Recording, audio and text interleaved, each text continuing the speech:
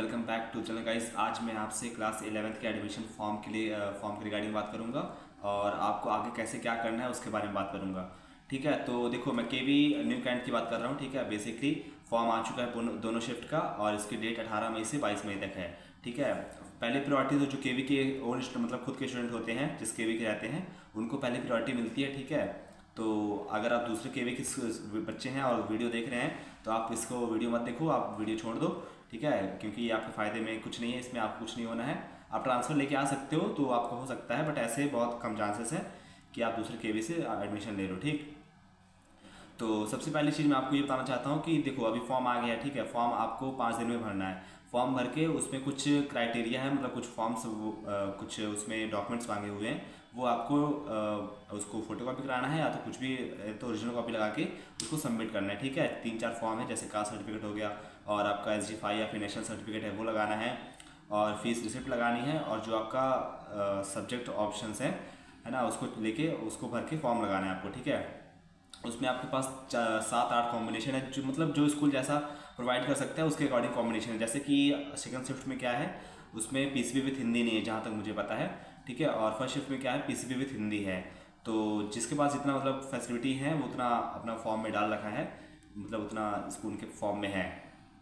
ठीक है, और सेकंड चीज़ बात करूँगा, आपको केवी में अगर मान लो आप जैसे कि पढ़ना चाहते हो, आगे अच्छी हायर स्टडी करना चाहते हो, तो मैं आपको बता दूं, मतलब रियलिटी बताऊंगा। देखो अगर किसी को अच्छा लगता है बुरा लगता है वो आपके ऊपर है। ठीक है, बट जो मैं आपको बता रहा हूँ वो हकीकत है। ठीक है, अगर मान लो आप केवी में हो, ठीक है, अपने केवी न्यू कैंट में हो या फिर कहीं पे भी हो, तो समझ लो आप जैसे कि अभी अपना केवी आ गया है PM श्री में।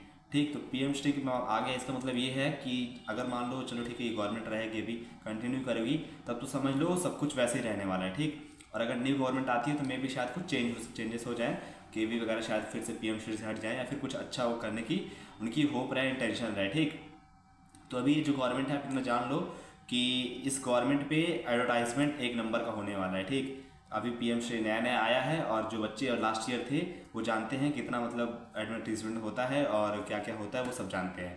ठीक है, तो आप समझ लो पढ़ाई के चांसेस बहुत कम हैं।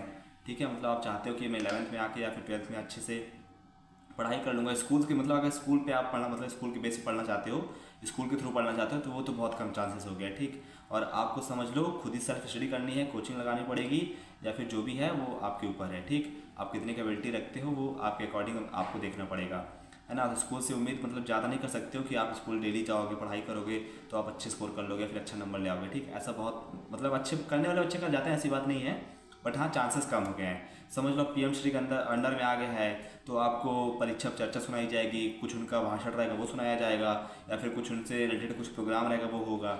ठीक है, ऐसी चीज़ें छोटी मोटी चीज़ चलती रहेंगी, हमेशा नाच गाना कुछ ना कुछ होता रहेगा स्कूल में, है ना। ये तो जो केवी मोस्टली PM श्री के अंडर में है वो। ठीक है, ऐसा समझ लो। बाकी डेवलपमेंट का इनकी इंटेंशन था, जितना मैंने देखा है PM श्री में काफ़ी कुछ नया करने की मतलब उसमें दिया हुआ है इनके प्रोस्पेक्टस में, बट ऐसा देखने को नहीं मिला है अभी तक कुछ, है ना, कि कुछ डेवलप हुआ है स्कूल को चेंजेस आए हो। तो बस यही सब हो रहा है। तो केवी से आप समझ लो बहुत कम चांसेस है कि आप मतलब अच्छा से आराम से इजीली पढ़ाई पर कर पाओगे। ठीक, आपको कोचिंग या फिर सेल्फ स्टडी के थ्रू जाना ही पड़ेगा। सेकंड चीज़ आप ये जान लो कि मोस्टली केवी में क्या हो रहा है ना, अभी समझ लो पहले क्या था कि ये या तो आप खेल लो अच्छे से या तो पढ़ लो, दो ऑप्शन होते थे।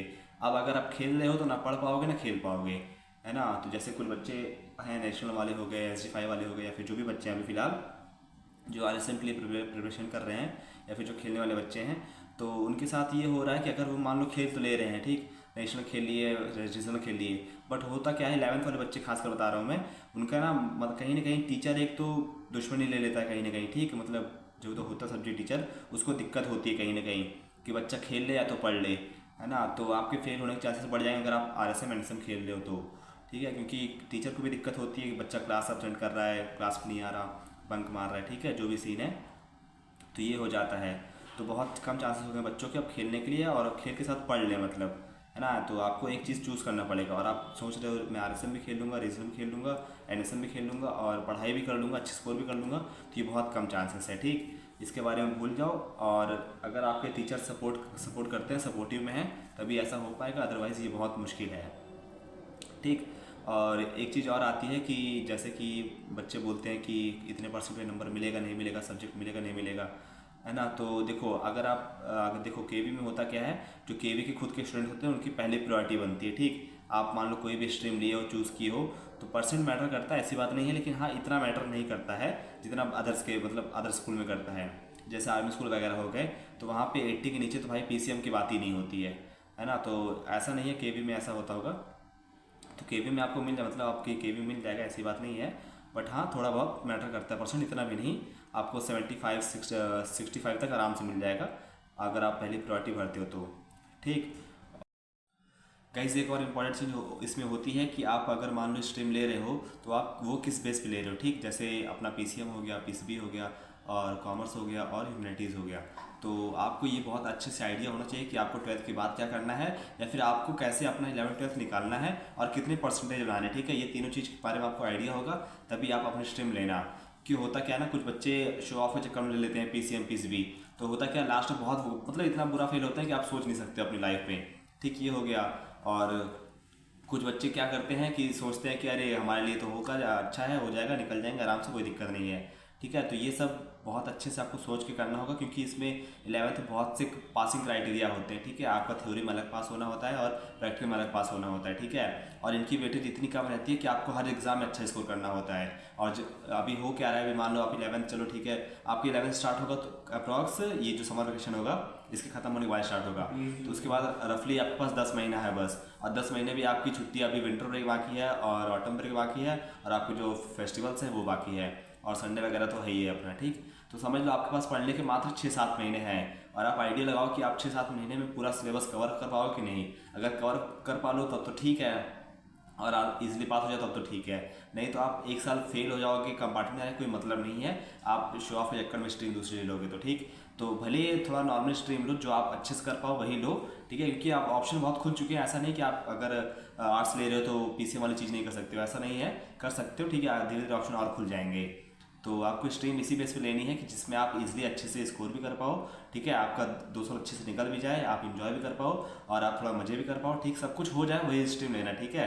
सो गाइस अभी हम वीडियो ये वाली यहीं पे एंड करते हैं। और अगर आपको वीडियो अच्छी लगी हो और इन्फॉर्मेशन आपको कुछ मिली हो तो आप इस वीडियो को लाइक कर सकते हो, शेयर कर सकते हो, ठीक है। और चैनल को सब्सक्राइब कर देना। और आपको कोई भी डाउट हो किसी भी तरह का, आप मेरे इंस्टा आईडी पे जा सकते हो, उस पर सर्च कर मुझे मैसेज कर सकते हो, ठीक है। चलो थैंक यू।